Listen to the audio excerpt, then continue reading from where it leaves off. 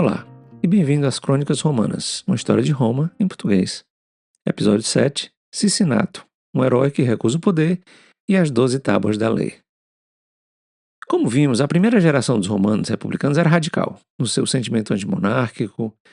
A gente viu que o Brutus condenou seus filhos à morte, o Horácio e o Márcio se mostraram dispostos a morrer para defender a república, e até que o rei Porcena, etrusco, decidiu que era melhor deixar esses romanos em paz com a sua coisa pública, né? Quando essa geração se foi, ficou a pergunta: será que a nova geração vai ser capaz de defender Roma dessa tentação do poder? Esses jovens que não tiveram lá a experiência de viver sob o jugo de um monarca, seriam capazes de resistir a essa tentação? A resposta veio na figura de um herói, em boa parte lendário, mas histórico, cujo nome era Lucius Quintius Cincinnatus, que a gente vai chamar de Cincinnato, a quem foi dado o cargo de ditador, que é aquele cargo mais perto do cargo de rei, 2 vezes. E nas 2 vezes, em situações de emergência, ele renunciou e voltou para sua fazenda. Esse Cincinnato era de uma família patrícia, na verdade, tinha aquele orgulho patrício, mas mesmo assim ele passava o tempo cuidando da sua fazenda, das suas plantações. A família deles era uma família empobrecida, patrícia, mas empobrecida, e que por conta de uma ruína financeira, ele não tinha aquele poder, né, financeiro. Então ele acaba sendo essa pessoa que é chamada ao poder e é capaz de dizer: fiz a minha parte e vou voltar para minha fazenda. Como é que isso aconteceu? Em torno do ano 450, uma das comunidades próximas a Roma, os Équos, acharam que a república estava fraca e que eles podiam tomar o controle de algumas áreas em torno de Roma, ali na área do Lácio. Os romanos enviaram 2 expedições para parar o avanço desses Équos, mas foram derrotados.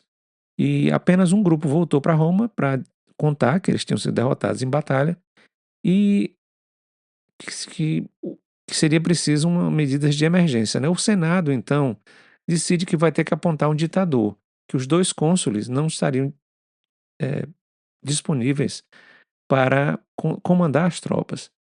Um grupo de senadores vai até a fazenda do Cincinnato, encontra o Cincinnato lá arando a sua terra, né? Pedem para ele que ele se vista com a sua toga de senador, né? Ele pede à mulher que traga a toga dele de senador. E nesse momento ele é aclamado ditador de Roma, né?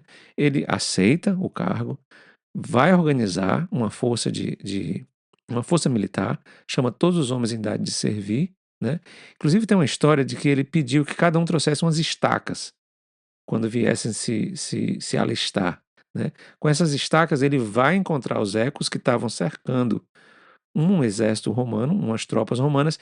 Ele vai e cerca os ecos que estavam cercando os romanos, que acabam duplamente cercados, né? Por fora e por dentro, e se rendem, né? O Cincinnato, como era a tradição de Roma, que a gente já viu, foi recebido com um triunfo, né?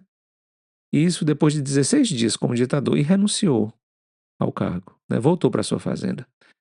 Esse primeiro exemplo do desapego ao poder consolidou a figura do Cincinnato como representante dessa nova geração da República, mas também como um representante de que essa geração estaria imune àquela tentação do poder, né? Por essa mesma época, aconteceu também a criação das chamadas 12 Tábuas da Lei, né? A gente viu no episódio anterior que a primeira greve dos plebeus levou à criação do cargo dos tribunos da plebe, né? Que começaram a proteger os plebeus da, da, do absolutismo patrício. Só que o problema que eles tinham é que as leis eram leis orais e eram leis baseadas em costumes, em práticas, né? E muitas vezes essas memórias e essas práticas eram de advogados patrícios e de juízes patrícios. Então os plebeus queriam uma lei escrita, codificada, né? Uma coisa que pudesse ser consultado por todas as pessoas. É importante lembrar que por essa época, o Solon em Atenas e o Licurgo em Esparta, que é o meio do século IV a.C., estavam fazendo também essa codificação das leis. Então, como foi que os romanos fizeram? Bom, eles acabaram nomeando uma espécie de comitê, né? Eles pegaram um grupo de 10 patrícios, que foram chamados, que eram os decemviros, né? Que seriam 10 varões, né? Para organizar e codificar as leis de Roma e publicar essas leis, né? Em placas de bronze, que a gente chama de tábuas, mas eram placas de bronze. Essa, esse comitê criou a base do direito romano, que serviria como a base do direito da antiguidade pelos próximos 1000 anos. Infelizmente, a gente não tem o texto completo das tábuas, mas eu vou ler para vocês o tema de cada uma dessas tábuas, para vocês entenderem como já era avançado esse pensamento jurídico romano. A tábua 1 era o chamamento a juízo, uma espécie de como seria o processo, né, de organização de um tribunal. A tábua 2 vai ser julgamentos e furtos, né? Aqui tem um detalhe interessante na história do flagrante, né? Por exemplo, a tábua dizia que se um ladrão fosse capturado à noite, ele poderia ser morto. Mas se ele fosse capturado durante o dia, ele deveria ser entregue às autoridades, né? A tábua 3 é toda sobre débito, né? Sobre normas como contra os inadimplentes. Isso aí é a importância da questão da dívida, que a gente já viu. E a tábua 4 vai ser o poder pátrio, o pátrio poder, o poder do pai, né? A gente sabe que o pai de família em Roma tinha o direito de vida e morte sobre seus filhos, podendo inclusive vender os filhos à escravidão. Tábua 5 é sobre herança, a tábua 6 é sobre propriedade, a tábua 7 é sobre servidão, né, os escravizados. A tábua 8 é sobre os direitos prediais, na verdade, a organização dos prédios, inclusive estabelecendo necessidade de espaço entre as construções. E também nessa tábua tem uma anotação interessante que mostra o caráter litigioso dos romanos, porque eles determinam a lei, tem como uma das leis, de que se uma fruta de uma árvore, de um terreno, caísse no terreno do vizinho, a fruta ia pertencer ao vizinho, né? Você tem a tábua 9 que é o direito público, a tábua 10 que é o direito sagrado, a questão das leis sacras. A tábua 11 seria uma provisão, tinha lá uma provisão que irritou muito os judeus, que proibiu o casamento entre plebeus e patrícios, e que praticamente tirava dos plebeus a possibilidade de chegar à posição de cônsul, né? E a tábua 12 eram leis complementares. As penas dessas tábuas incluíam multas, exílio, escravizamento e morte, né? Muitos dos crimes punidos com a morte, inclusive, se relacionavam com interferência no trabalho legal, como, por exemplo, mentir sobre o juramento, falso testemunho e juízes que aceitavam propina. Todos eles eram pena de morte. Os romanos eles levavam muito a sério o papel da justiça na paz social e na vida em comunidade. Esse trabalho dos decemviros em publicar as tábuas de lei selou um momento importantíssimo no direito romano e do desenvolvimento de uma sociedade agrária para uma sociedade urbana. Como não poderia deixar de ser, o final do capítulo dos decemviros não podia acontecer sem algum daqueles dramas típicos da República Romana, né?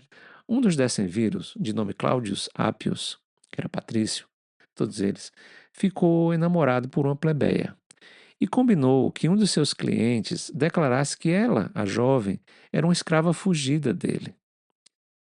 Apesar dessa plebeia de nome Virgínia ser conhecida por vários como uma cidadã, inclusive estava noiva de um militar, né?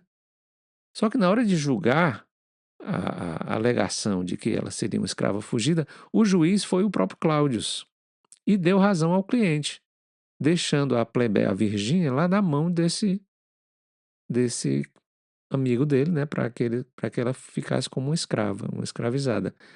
Então, o pai da Virgínia, mais uma daquelas histórias romanas, pede uma audiência com ela antes dela ser entregue para o acusador e para preservar a honra da família, ele mata a filha, né, antes que ela seja escravizada e que fique na mão lá dos patrícios. Os plebeus, obviamente, se revoltam e de novo fazem uma greve, seria a segunda greve dos judeus, dos plebeus, e eles só voltam a Roma depois que o Cláudio foi condenado por um tribunal, por um tribuno da plebe, né? E ele acaba se suicidando, o Cláudio. Antes deles voltarem dessa segunda greve, os plebeus negociaram ainda o aumento do número de tribunos de dois para 10 e forçaram os decemviros, que estavam começando a gostar do poder, a organizar a nova eleição dos novos cônsules, né? E a lei ficou codificada. Foi uma grande vitória dos plebeus. Bom, essas décadas, no meio do século IV a.C., marcam a consolidação da República, com dois fatores da República Romana, com dois fatores marcantes. Primeiro, a figura do ditador, se firmando como um poder absoluto mais temporário, e pela publicação das leis que regeriam a sociedade romana daí para frente. Duas observações, uma sobre a influência das histórias de Roma sobre a nossa realidade até os dias de hoje. Primeiro, uma das cidades mais importantes na expansão dos Estados Unidos seria nomeada em homenagem ao nosso herói romano. Hoje, inclusive, essa cidade é a maior cidade do estado de Ohio, é a cidade de Cincinnati. E no Cariri, enquanto isso, no Brasil, no século XX, no estado do Ceará, no Brasil, uma família nomearia um dos seus filhos, que seria chefe político e representante da região no Cariri, na Assembleia do Estado, com o nome de Cincinato Furtado Leite. Na próxima semana, veremos uma república forte e pronta para expandir o seu domínio sobre os vizinhos ao norte e ao oeste na Península Itálica. Vai começar a conquista do mundo. A gente se encontra.